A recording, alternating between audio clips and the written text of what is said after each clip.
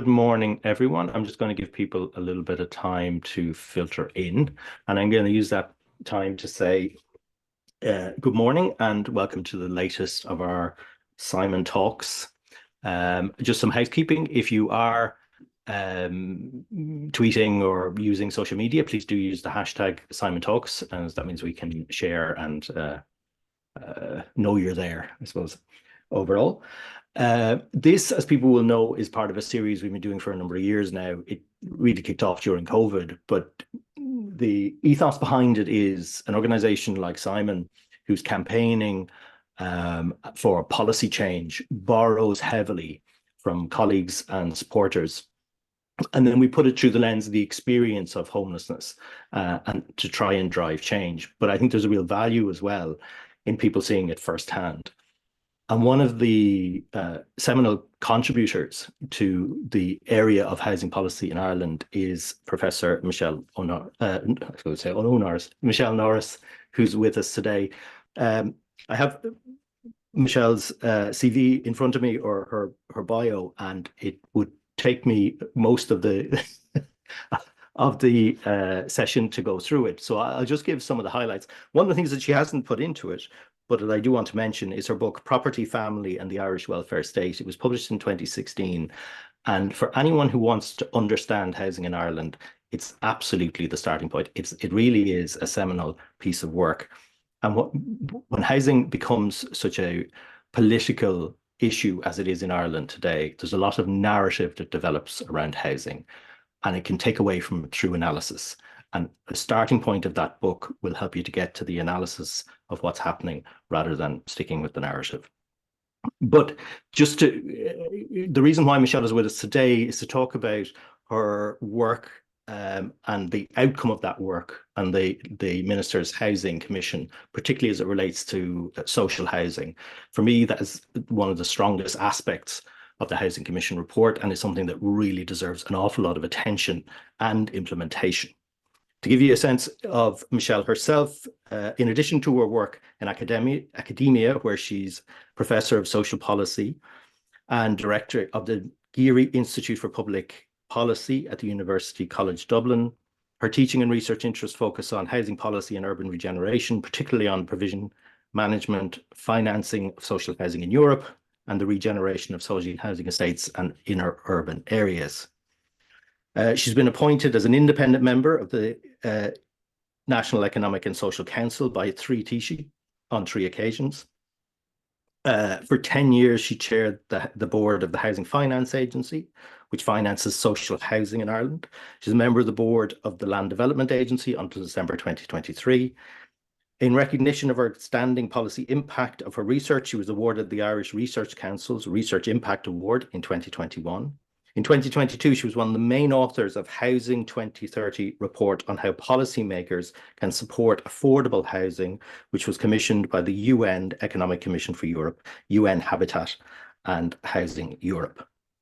And so I can't think of anyone better to take us through the recommendations and to expound on what we need to do for housing and social housing in particular into the future. With that, I'll hand over to you, Michelle.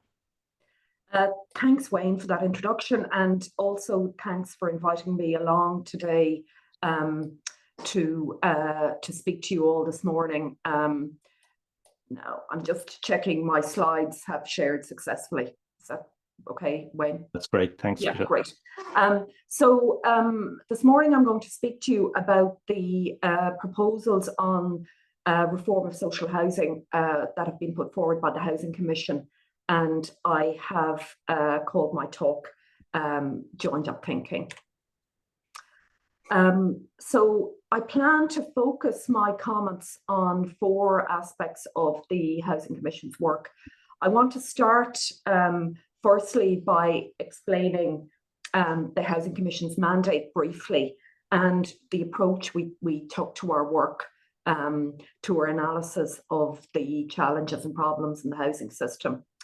I then want to go on and discuss the Commission's key recommendations on social housing and explain the rationale for these. So those of you who've read the Commission's report, firstly, congratulations for sticking with it throughout the 170 pages of the report. It's very detailed piece of work, but you'll have noticed in the report that we do set out a rationale for our recommendations on social housing that's related to our analysis of the current problems in the Irish system.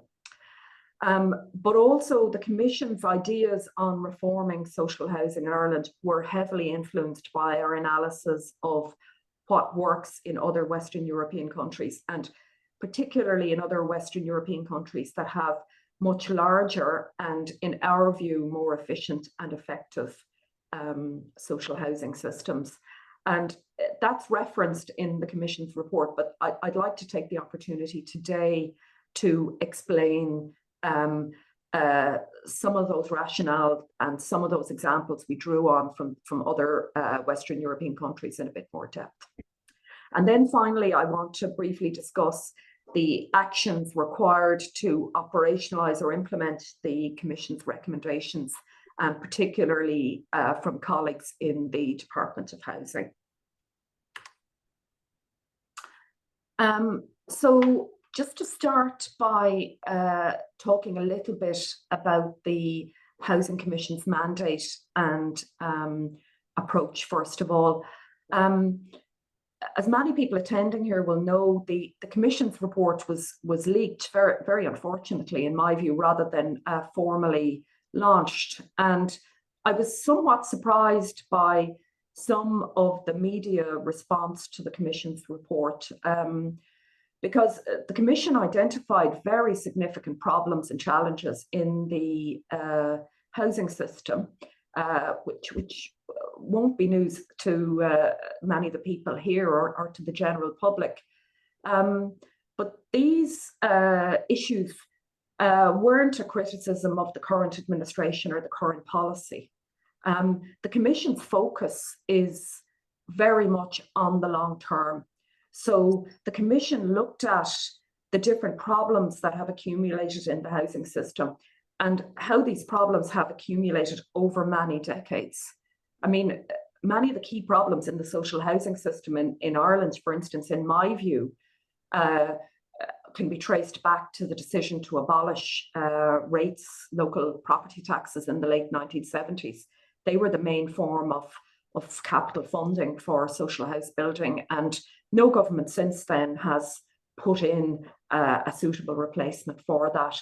So the Commission looked at the different issues that have accumulated, the problems that accumulated in the housing system over many decades.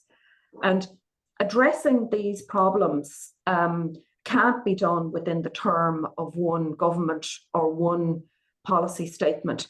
It really requires a long-term vision and a long-term plan. And the Commission's recommendations are focused on injecting that long-term thinking. And most of the recommendations are really focused on the post-2030 period. So we're looking at recommendations that will be included in future housing plans and implemented by future governments. Kind of related to that point, in the Commission's view, housing is vital social and economic infrastructure, and it needs to be treated as such by policymakers and planned for long-term financing arrangements put in place to finance housing provision in the way you would finance any other vital social and economic infrastructure, such as motorways, airports, railway lines, electricity networks, etc. It also requires a comprehensive whole of government approach. Now, the current policy statement, Housing for All, includes actions right across different ministries, not just the Department of Housing but other ministries, and that's really welcome in my view. The Commission's report includes actions for right across government similarly, but it also recommends reforms that need to be implemented by the different agencies involved in providing housing, and not just housing, but other infrastructure such as electricity and water, for instance, which is vital for housing provision, and reforms for state agencies, reforms for local authorities, and approved housing bodies. So it's a really comprehensive report that includes recommendations for reforms across the whole of government and all levels of government and other organisations involved in housing provision. And then finally, following the leaking of the Commission's report, the Department of Housing issued a statement that mentioned that 80% of the Commission's recommendations are underway. I was quite surprised by that statement, and in fact surprised that anyone would think that I would devote 2 years of my life to coming up with recommendations that are already underway. I'd like to reassure my head of department here in UCD that that's not the case. So I'd like to say that it isn't accurate to claim that 80% of the Housing Commission's recommendations are underway in any meaningful sense. Some of them are underway in a very minor sense, and the vast majority of the recommendations the Commission puts forward in relation to social housing are not underway in any sense at all. So that's just a bit of background about the Commission's work, its mandate, its focus on the long term, and its focus on reforms across all levels of government. I want to move on and discuss the specific recommendations the Commission has put forward on reform of social housing. So the report includes a large number of recommendations on this issue, but they're really underpinned by one overarching recommendation, and that is that 20% of households in Ireland should be accommodated in social housing provided by local authorities or approved housing bodies currently, or in the new cost rental housing sector that has been established by the government in recent years, and it targets households whose incomes are a bit above the income limit for access to social housing, but still can't find affordable housing to rent in the private sector. So the Commission recommends that the social housing sector and this cost rental sector be amalgamated into a single affordable rental sector over time. And currently these sectors accommodate just under 10% of the Irish population. So this new expanded social or affordable rental sector would double in size if the Commission's recommendations were implemented to accommodate 20% of households. So I want to emphasise that this is a truly radical recommendation. So the doubling in size of the social housing sector in Ireland would mean that the social housing sector in Ireland is one of the largest in the world. So there's very little social housing outside high-income countries and outside Western Europe. And in Western Europe, the Dutch have the largest social housing sector, about 29% of households. The French, Austrian and Danish social housing sectors are also very high, just over 20% of households. And the UK social housing sector is around 18% of households. So increasing our social housing sector so it accommodates 20% of households is a really radical recommendation from the Housing Commission. So what is the rationale for this recommendation? The rationale for the recommendation draws on the very detailed analysis the Commission did of the scale of currently unmet housing need due to the undersupply of housing in Ireland, and also the scale of future housing need due to projected continued rapid growth in our population, and also rising numbers of households as the size of the average household falls and we organise ourselves into most households. So this really detailed analysis was led by my colleague, Dr. Ronan Lyons from Trinity College Dublin. So it identifies a need for more housing of all types. Now, the Commission's emphasis on the social housing sector meeting a very significant part of this increased need was also influenced by our analysis of income distribution and also of labour market precarity. So Ireland has a very unequal distribution of market income. We have a large number of households that are in good jobs with higher wages and good working conditions, primarily in the public sector and in the multinationals. We also have many households on low incomes and in precarious employment. And the public policy system recognises this and tries to deal with it through our tax system, which is very strongly redistributive. So our post-tax income distribution is much more equal than our market income distribution. And also our social security system helps to deal with this inequality. But the Housing Commission takes the view that in addition to the tax and welfare system, our housing system also needs to do more heavy lifting to deal with the impact of our unequal labour market, primarily by providing more social housing, non-market housing for rent to households that can't afford to buy or rent housing on the market. Now, the Commission's recommendation to increase social housing output was also influenced by the very detailed analysis we did of the capacity of the housing market to deliver adequate levels of housing.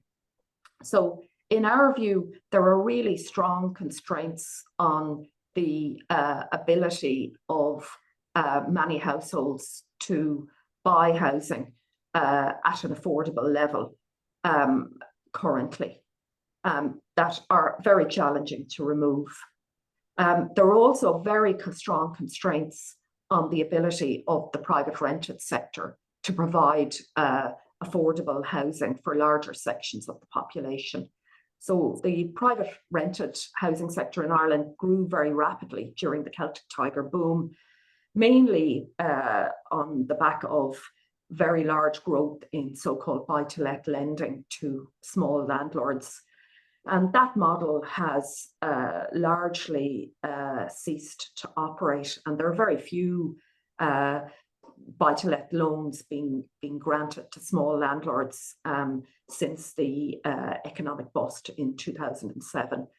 We've seen the entry then of large investment funds that are providing very important source of new private rented accommodation, but it's targeted primarily at the luxury end of the market, at people at high incomes working in the multinationals, or at the student accommodation market. That sector hasn't really shown an interest to date in providing rented housing that's affordable to the majority of households. And there are also very significant problems in the delivery of adequate, affordable housing to buy or to rent on the private market in cities, particularly Dublin and Cork and Limerick, where housing needs are most acute. So we feel the only way to address this unmet need is by expanded social housing delivery. So that's the rationale for our recommendation to radically expand the size of the social housing sector.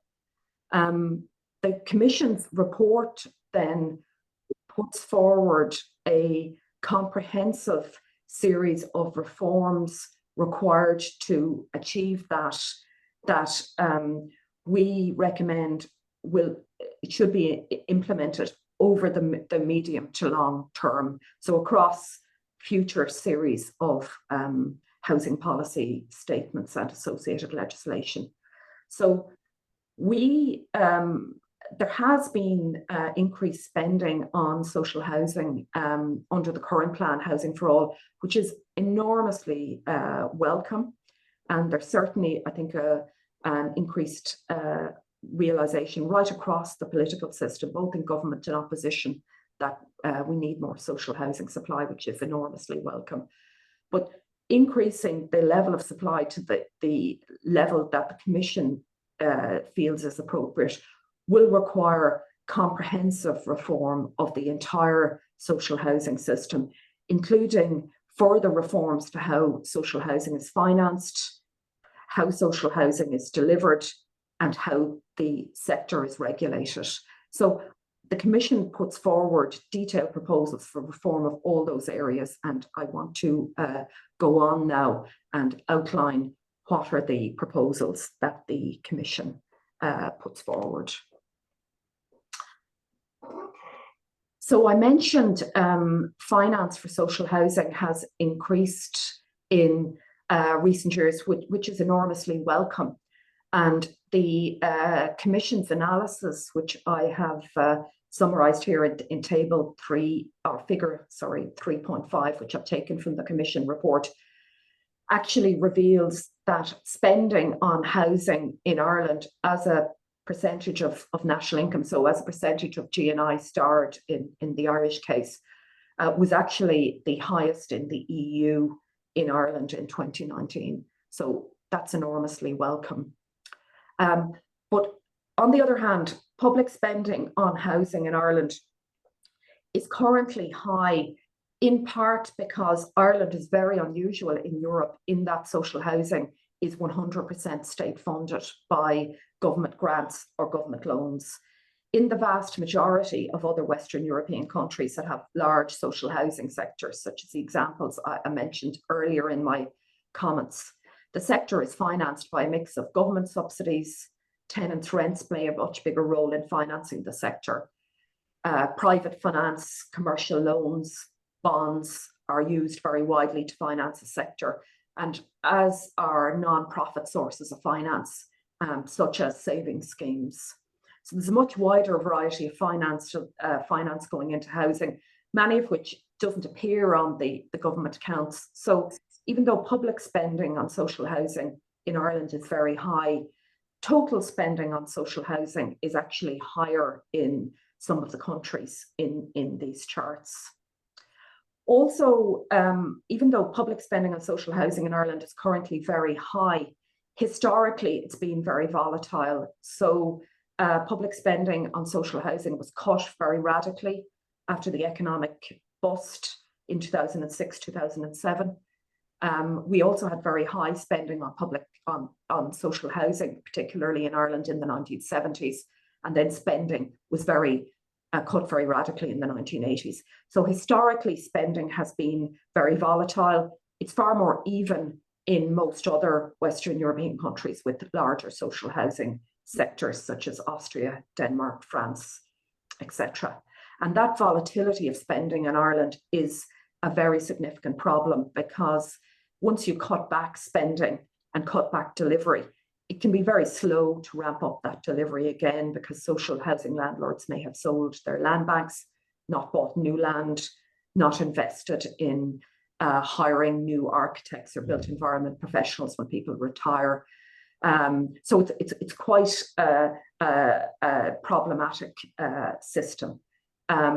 Also, historically, public spending on social housing in Ireland has been strongly pro-cyclical. So you can see from the other graph from the Commission report I've included here, figure 8.6. Historically, spending on social housing in Ireland and social housing output has risen as market housing has increased and the economy and public finances are strong. And then it's fallen when market housing has busted, and generally there's a recession and an economic bust and public finances are weaker. So that's also a problem, because it means we're investing in social housing at a time when the market's inflated, the price of land, the price of dwellings are more expensive. And then we're disinvesting at a time when prices are lower. And we're also cutting spending at a time when increased public spending on social housing would be very useful in terms of keeping builders in employment and supporting the construction industry. So social housing financing in Ireland's volatile, but also strongly pro-cyclical. And in the Commission's view, that is problematic. The third aspect of social housing financing arrangements that we identify as a problem is that the value of all the investment previous generations have put into social housing in Ireland hasn't been retained in the system. Lots of that investment has leaked from the system due to privatisation, primarily due to sales of local authority housing to tenants at below market value, but also due to other mechanisms.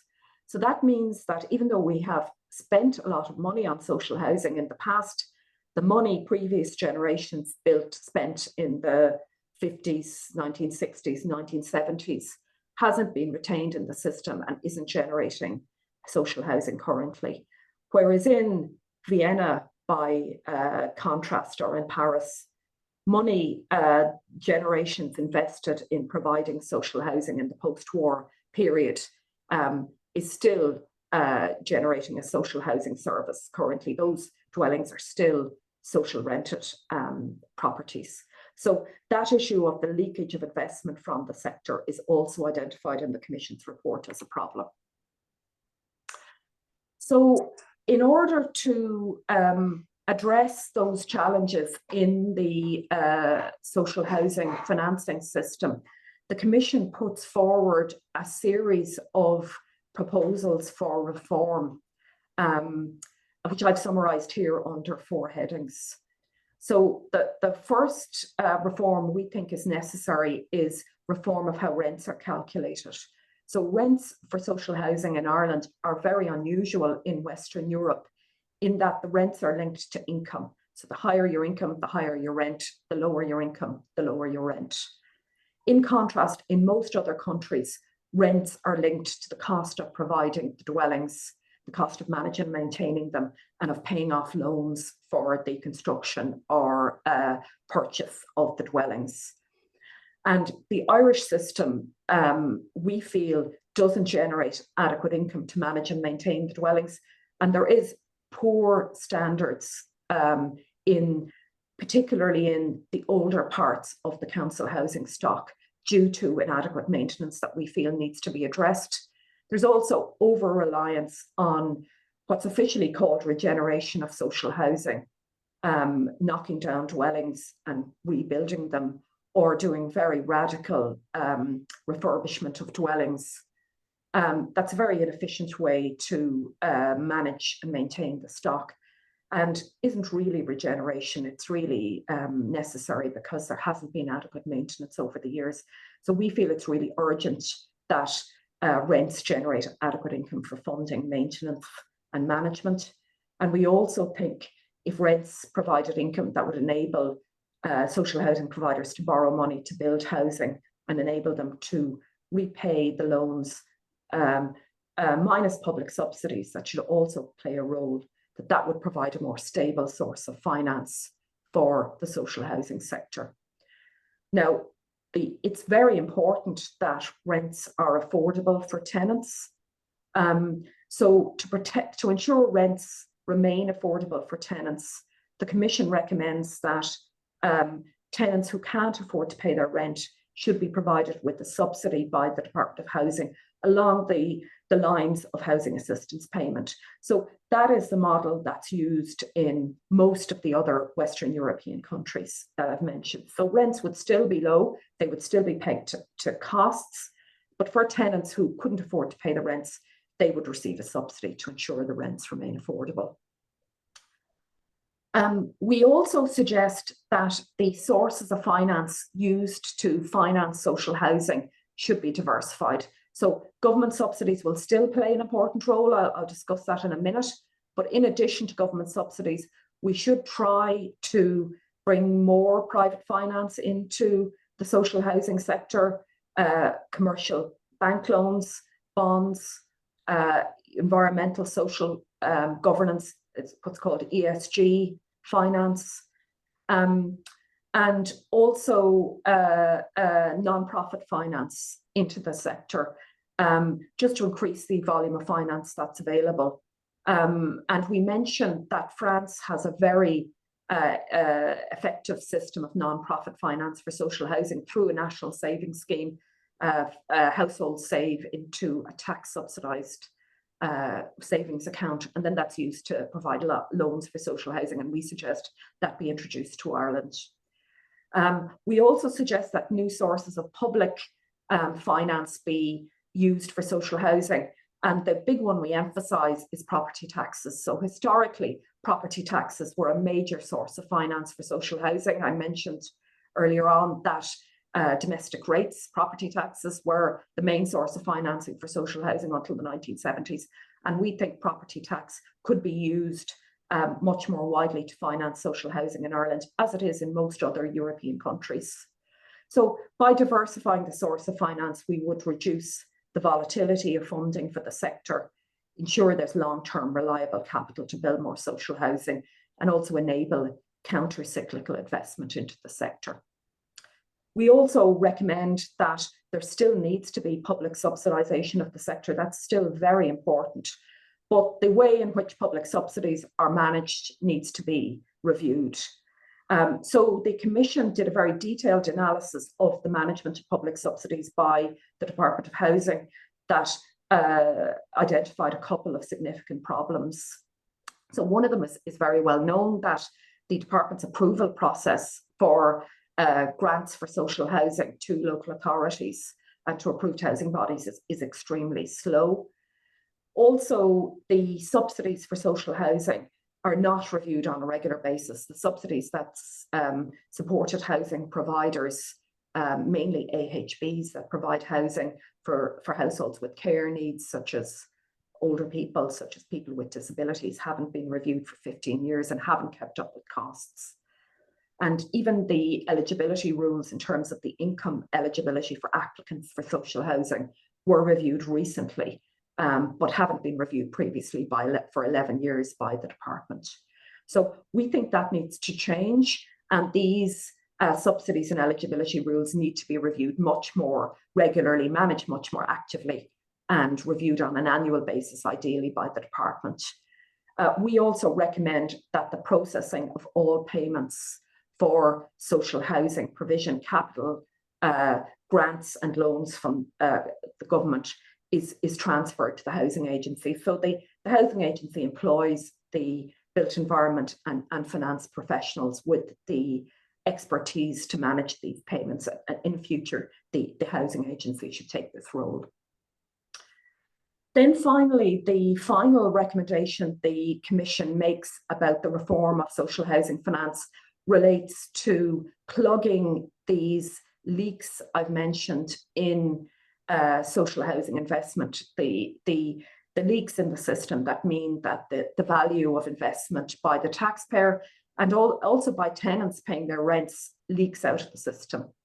So we recommend that the government should introduce a Social Housing Act that would specify and protect the social purpose of the sector over the long term and prohibit privatisation.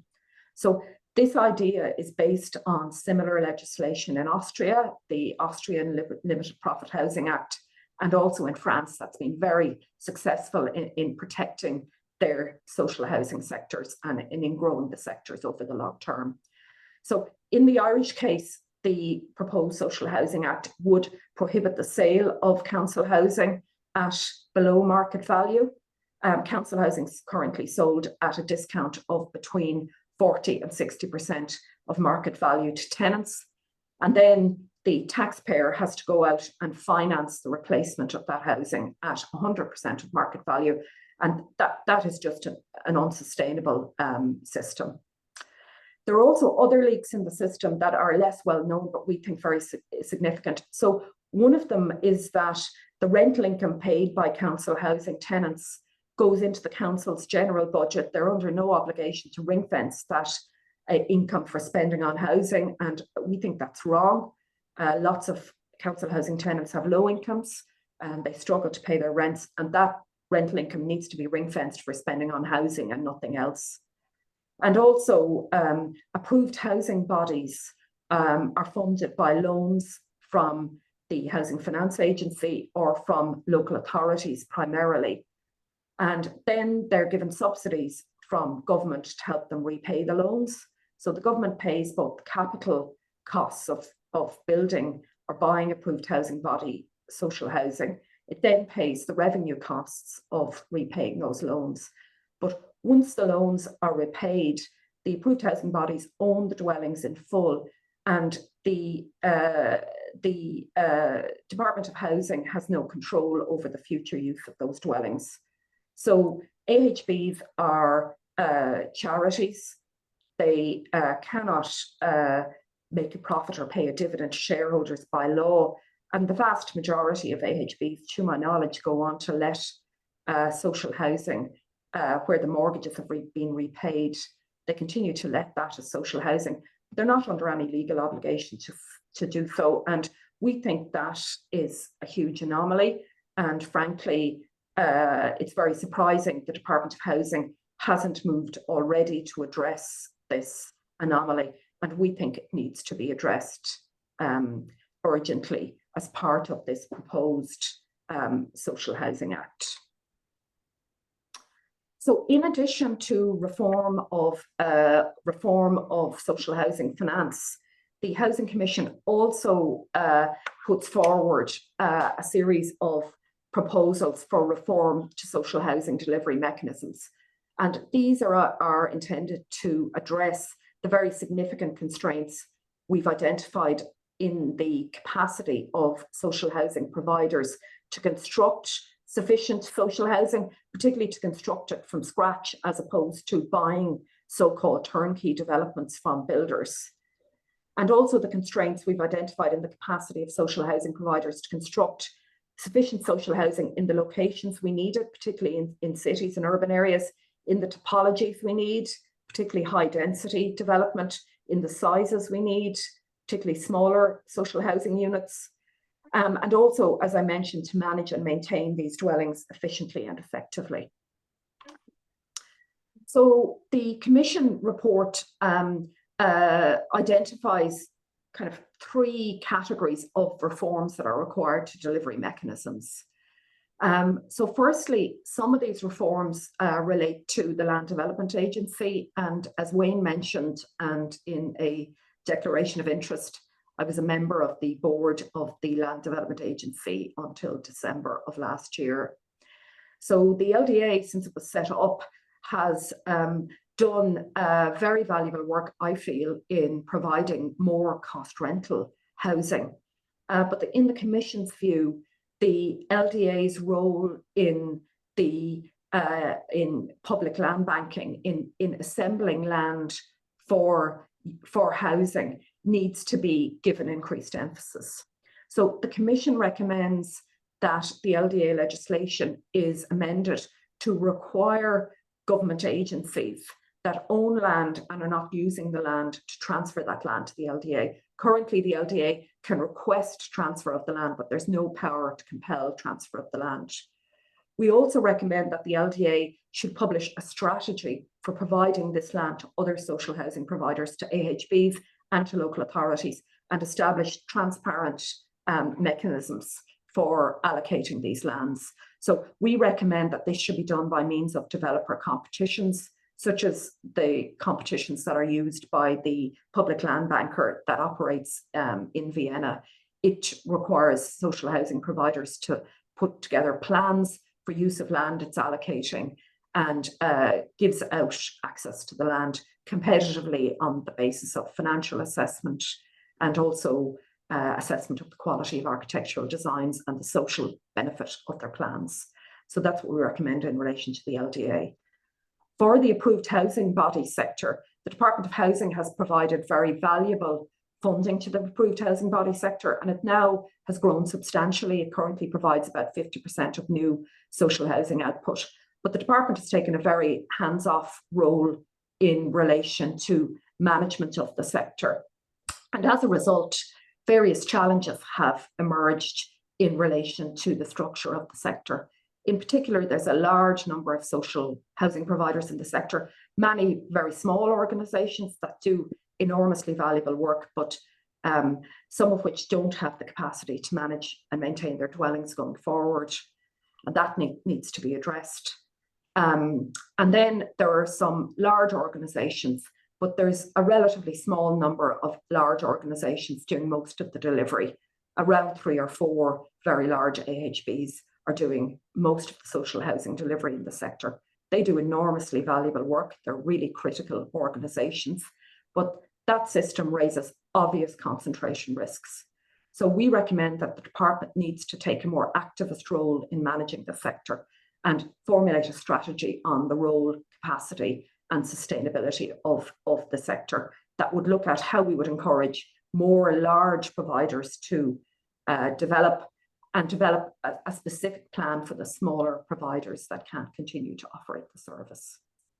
In the local authority sector, then, we identify very practical challenges that inhibit the local authority sector in increasing its output of housing.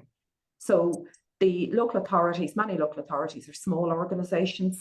They don't employ many staff in the housing area, and the context they work in terms of housing delivery has become much more challenging in recent decades as the planning system has got much more challenging. There's many more legal actions. The building rules are much more challenging. Public procurement rules are much more challenging to manage. Land is much more expensive to purchase, etc. So it's really challenging for local authorities that are small organisations. They're civil service organisations that mainly employ generalist staff rather than technical professionals. It's really challenging for them to operate.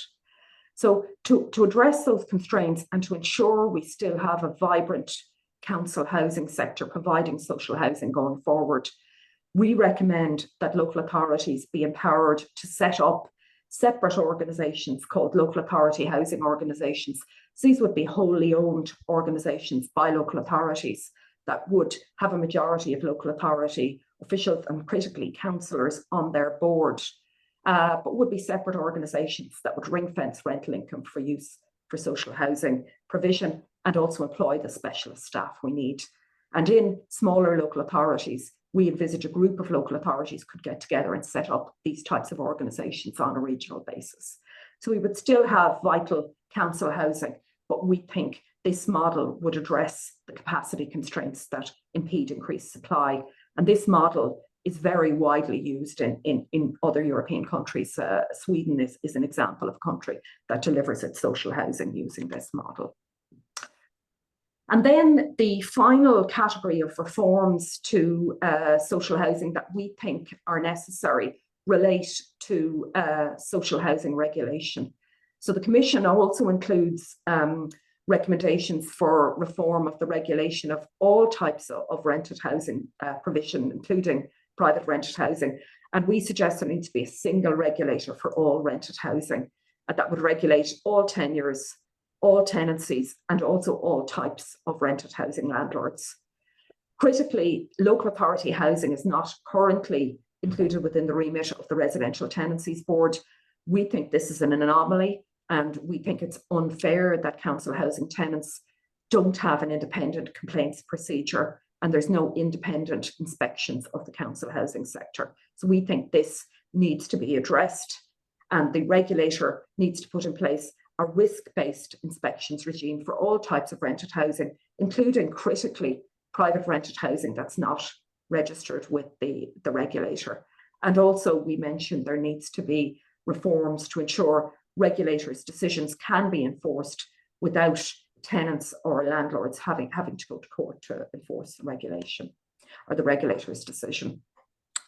So finally, and in conclusion, in view of population growth, the particular structure of the labour market in Ireland and constraints on the capacity of the homeowner and private rental tenures in Ireland to house all sections of the population. The Housing Commission recommends that the social and cost rental sectors must double in size and that these sectors should be amalgamated into a new affordable rental sector. And we have put forward what I believe is a really comprehensive, evidence-based and critically very long-term plan for the reform of social housing policy, financing, delivery and regulation required to achieve this. And I just want to comment finally on the next steps that are required to implement the Housing Commission's report. So I mentioned that the Commission's report was leaked, which is something I'm very annoyed about.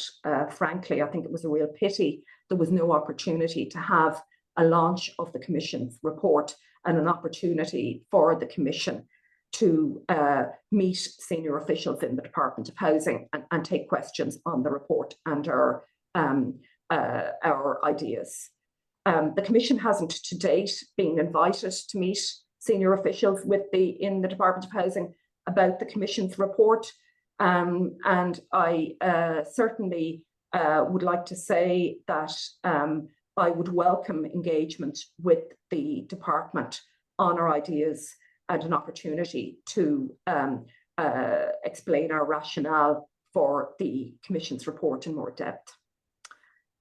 Following the leaking of the Commission's report, the Department of Housing published a document on next steps, and which is available on the Commission's website. And I think it's very disappointing that that document doesn't commit the department to actually acting on the implementation of the Commission's report. Instead, it mentions that the Commission's main report on policy, which I've discussed today, is being sent to the Housing Agency so the agency can cost its implementation. So in my view, that's simply kicking the can down the road exercise. And the Housing Agency has enormous expertise, and it's an organisation I have an enormous respect for. But the next steps for implementation of the Housing Commission's report need to be taken at Department of Housing level. So the department needs to set up internal working groups to examine the Commission's recommendations and plan for their implementation. Costings by the Housing Agency obviously need to be part of that, but the planning for the implementation of the Commission's report can't wait until those costings, that costing process is complete. So I mentioned that the Commission's objectives and their plans are long-term, and the current minister has been extremely supportive of the Commission's work and set up the Commission in the first place. And the current programme for government included a commitment to implement or to establish the Commission, and as did the manifestos of many of the political parties. So I want to say I really welcome the support for the political system and the acknowledgement of the need for long-term thinking that led them to support the establishment of the Commission. I'm very happy to continue to engage with all political parties. Very welcome the opportunity to engage with local authorities and AHBs about the Commission's ideas. And as I mentioned, this is a long-term strategy. So I'm hoping political parties will continue to support the Commission's work and support the implementation of the Commission's work in their manifestos after the next election and for future administrations. And the next programme for government should include a commitment to implementing the Housing Commission's recommendations. So they're all my comments. Apologies for going a little over time, and I'm very happy to take any questions you have. So thank you very much. I'll stop sharing. Thank you, Michelle. And I don't think you really went over all that much. I think taking up some of the time was taken up by my introduction. We already have some questions in, so given that I want to get to I know people's time is precious, I'm going to jump straight into the questions. The first question came from Catherine, was the level of social housing in Ireland has held steady for a very long time at 8 or 9%, despite the changes in policy, levels of investment, economic situations, etc. To bring this up to 20% seems hugely ambitious, and you've acknowledged that, although very welcome. What do you think are the biggest challenges to breaking out of the residualised, marginalised level of social housing provision? Catherine is correct. As a percentage of the entire housing stock, the level of social housing in Ireland has remained steady for over a decade now. It was shrinking prior to that. Now, the level of social housing in absolute terms, in terms of the numbers, the stock has grown, of course. So Catherine is right. Growing the size of the sector in relative terms to include 20% of households is enormously challenging.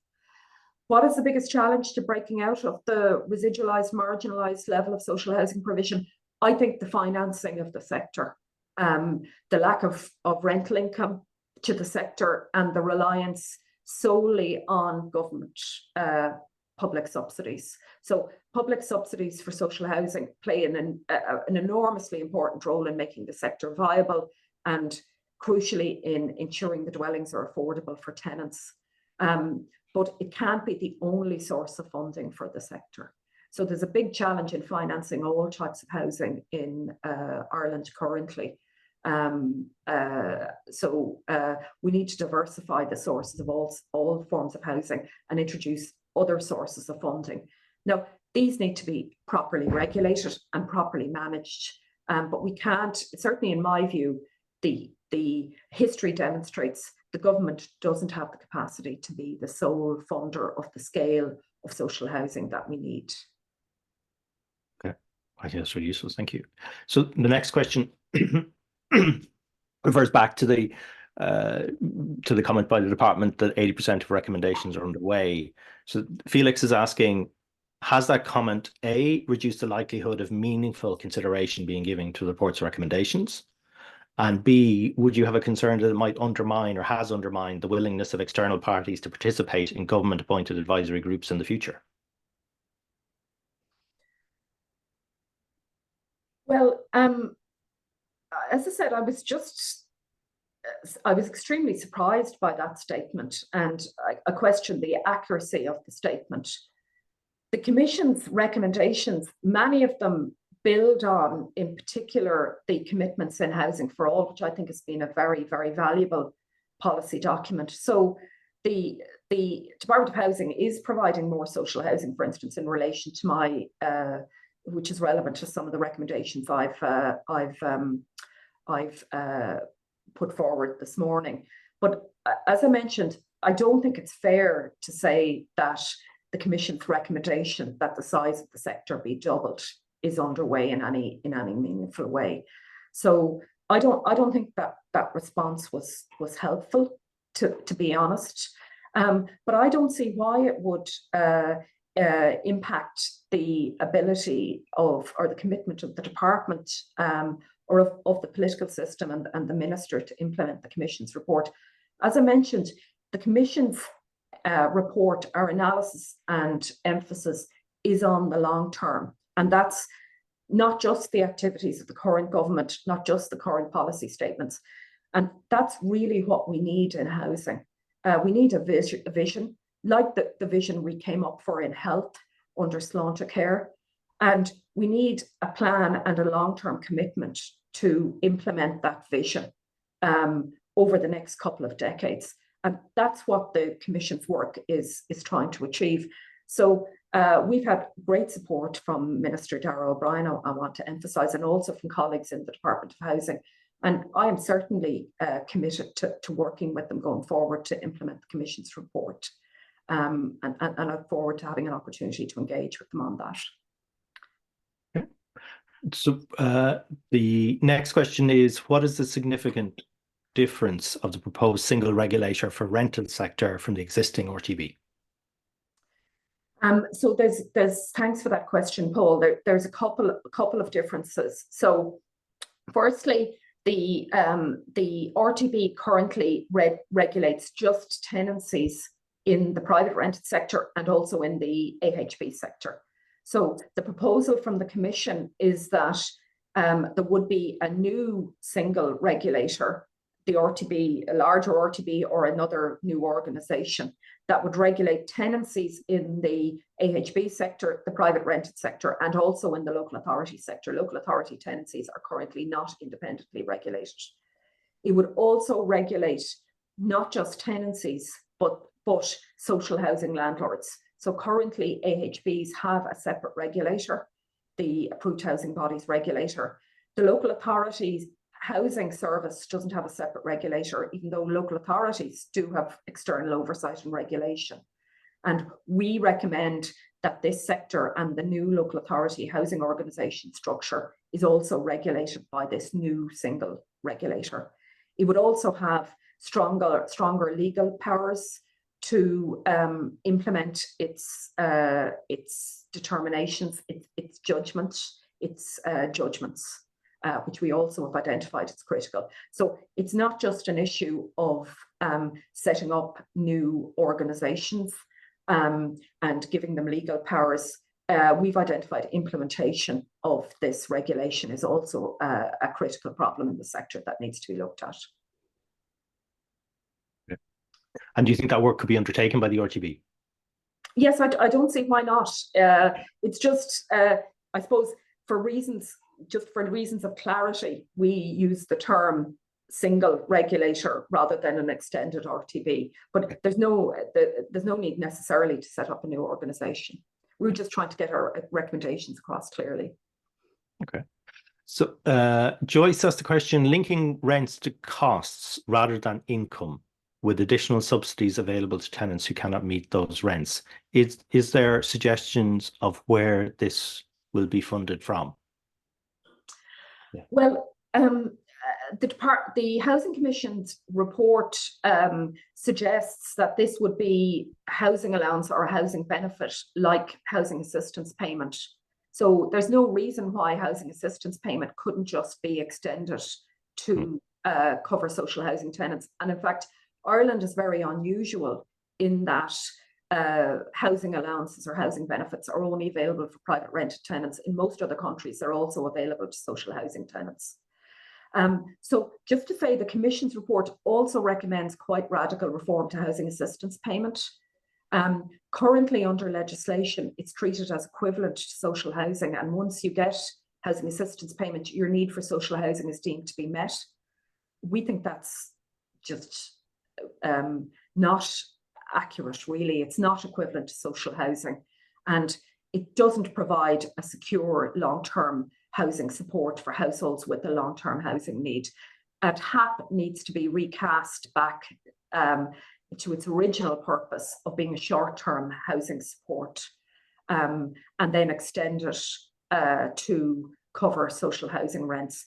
And the reason for linking rents to costs is, if rents aren't linked to costs, they're linked to another metric, in our case incomes, it's just too easy to pretend that costs don't exist. So the cost of maintenance doesn't exist until, really severe problems in maintenance in the dwellings appear. And that's what we see in the current system. And that's the whole history of our income-related rent system, right back over the period since it was introduced in 1966. So as I mentioned, some of the problems in the system are really long-term issues. Yeah. I think unpacking that answer shows the joined up thinking, both in the Commission's thinking and the need for it, in terms of, because the money's actually already there to some degree, because the housing assistance payment is 30% of the private rental market. And part of this expansion is to draw those people into appropriate housing solutions, which would be cheaper than paying market rent using HAP. So I think in some sense, that obviously it'd have to be increased, but in some sense, the money is actually there. It's about allocating it in a more useful way. Stephen has a question. We're just going to take these last two questions and then we're going to finish up, as we've now hit the 11 o'clock mark. But can you talk a little bit more about how savings schemes for social housings work in other European countries? Who manages the schemes? How do their interest rates compare in commercial markets, and what percentage of investment is derived from this type of funding in other European countries? I think that's probably a whole talk in itself, but if you can give a 30-second answer. Well, just a very quick answer. In the Commission's analysis, we look primarily at the French model. So the French have a model they're called Livre A savings funds. So they're just a savings account that anyone can open in any French bank. And you pay a lower rate of tax on the savings scheme, so a lower rate of dirt tax in the Irish system. So it's a subsidised savings scheme, and there's a limit on how much money you can save into the savings scheme. So most French households have these savings schemes. They're then pooled into a central fund by a government agency, the name of which I won't attempt to pronounce with my dreadful school of French. And then that's used to fund loans for social housing provision. And in France, that savings scheme provides the vast majority of capital funding for social housing provision, about 80% to my knowledge. And the French are one of the few European countries that have managed to significantly expand social housing provision since the 1980s. So we think that model, maybe not at the scale of our French colleagues, but certainly that model has a lot of potential here. And the micromanagement of the planning process by the department can cause literally years of delays to the delivery of housing by local authorities. Are there any recommendations to reform this process in the report? So yeah, the Commission report does include recommendations on reforming this, and the recommendation is that the management of the public subsidies is moved to the housing agency, just on the grounds that the housing agency as a special purpose agency has the power to hire the finance and built environment professional staff we need. But I should also mention that, in fairness to colleagues in the Department of Housing, they are responsible for protecting public spending. So that's one of their core roles. It's obviously a very important role. And in part, part of the reason why approval of spending can be slow is that local authorities, where costs rise, so they go out to tender for a project and the tender price comes back at increased levels, the local authorities tend to then go back to the department to renegotiate the funding and look for more funding. And that really slows up the process. So part of the solution for that is for local authorities to play a bigger role in meeting the costs themselves. And we suggest that that needs to be done by property tax. So that would mean that in local authorities where councillors are committed to providing more social housing, councillors would have the ability to increase property taxes or not cut property taxes, as are currently empowered to do, and use that money to invest in more social housing provision. So we recommend that the reform of property taxes and using that to fund social housing would not only increase the amount of money going into social housing provision, would also address some of the practical challenges in actually financing the sector. We've gone just 2 minutes over, and I'm on pain of death told I should always close this thing at 11 o'clock. But there was one last question from an anonymous attendee, which is, it's problematic referring to cost rental as mid-tenure. Should it not be replaced as how we look at all social public housing provision? I think actually that's a point that the Commission report itself makes. So I think yes is the answer. So with that, I want to just finally thank you again, Michelle. That was an absolute tour de force. I think everyone should take a bit of time, who has any interest in housing, should take a bit of time to read the Commission's recommendations in full. I think you've pretty much got the vast majority of it here today, but there's always more to learn. And I do hope, and I would echo Michelle's call for political parties and all departments to engage with the Housing Commission on this. I do think it's a really important blueprint for the way forward. And delivering that important social infrastructure that we do need in social housing. With that, with my thanks again to Michelle, I'm going to close out. Thank you very much for everyone for attending. Thanks, everybody. Bye now.